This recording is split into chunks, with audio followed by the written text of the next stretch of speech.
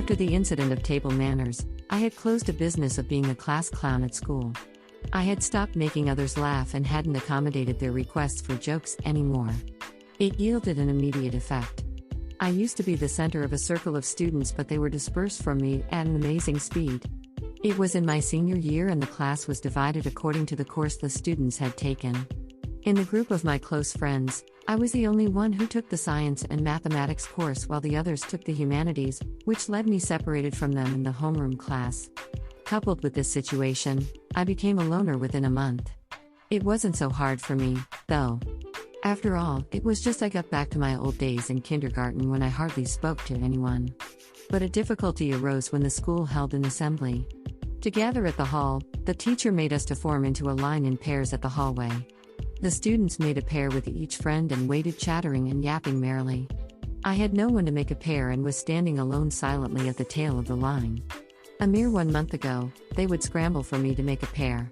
I realized how easy it was to become unpopular and how much time and energy I had wasted so foolishly for superficial friendship, thinking back to my long-time effort to become popular at school. Although I was willing to be unpopular again, I couldn't help feeling empty. I tasted bitter loneliness when I saw a girl walking toward me from the head of the line. She stopped in front of me and said, "Would you like to go with me if you're alone?" She was the smartest girl at school who was somewhat shunned by other students because she was too earnest. I had known she was a big fan of my favorite band and I had once bought a sticker sheet of the band for her before. She had been so grateful for that and brought me all her albums of the band to let me make copies. Besides those occasions, we had barely talked to each other. And now, she broke my loneliness completely. While we were walking to the hall side by side, she gleefully said she couldn't believe I was standing alone without a friend, so that she made a pair with me. As for me, I couldn't believe the smartest girl sounded as if she looked up to me. Since then, we became best friends. She had everything I didn't have. She came from a rich family. Her parents were both doctors, and especially her father was a renowned doctor in the medical society. She was smart, nice, sincere and courteous to everyone, even to a bus driver. Compared to her graceful attitude, I looked stupid with a typical rebellious teenage behavior. I understood being cool means a person like her. Still, she always kept admiring me, even respected me for some reason. We shared passion for our favorite band and for study, as she was applying to a medical school and I was to the most famed university in the city. As I was influenced by her attitude, I noticed she cured my wickedness. She totally accepted my true self and was even making me a better person. I wanted to be like her, but soon I would be taught the hard way that I could never be.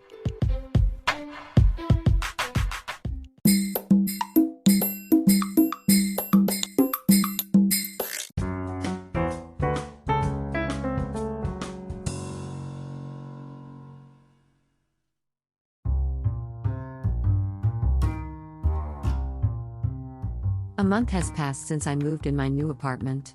Although I've been vigorously unpacking, cardboard boxes have still occupied more than half the living room. My handmade soundproof wall has been completed only on one side of the walls in my bedroom/studio that borders on the next door. The positions of my furniture and instruments have been roughly decided for my studio. My old apartment was built on a light steel framework and had very thin walls. I was disturbed by all kinds of noise: rain, wind, cars, kids, neighbors, crows, helicopters, you name it. As my new apartment is built with reinforced concrete, it was supposed to be a lot quieter. It actually was, but wasn't as much as I had expected. Unknown clanging noise coming from some pipe woke me up for several times, or I heard footsteps form the room above or below. I had probably overestimated reinforced concrete. I know I should be content with much quieter surroundings here, but thinking about having gone through that hard and long process of the move, I want the kind of silence that I had imagined as a reward.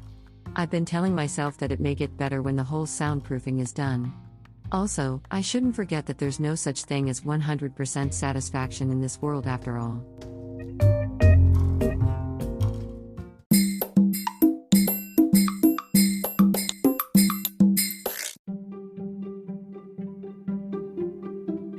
Audiobooks by Hidemi Woods. First audiobook, Japanese Dream by Hidemi Woods, on sale at online stores or apps. Second audiobook, My Social Distancing and Naked Spa in Japan by Hidemi Woods, on sale at online stores or apps. Apple Books, Audible, Google Play, Nook Audiobooks, 43 available distributors in total.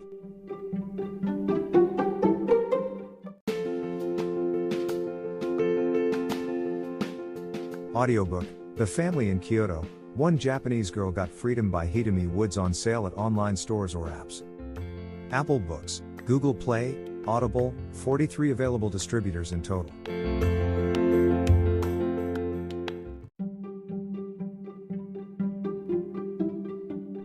Audiobook, Japanese Dream by Hidemi Woods on sale at online stores or apps. Apple, Audible, Google Play, Nook Audiobooks, 43 available distributors in total.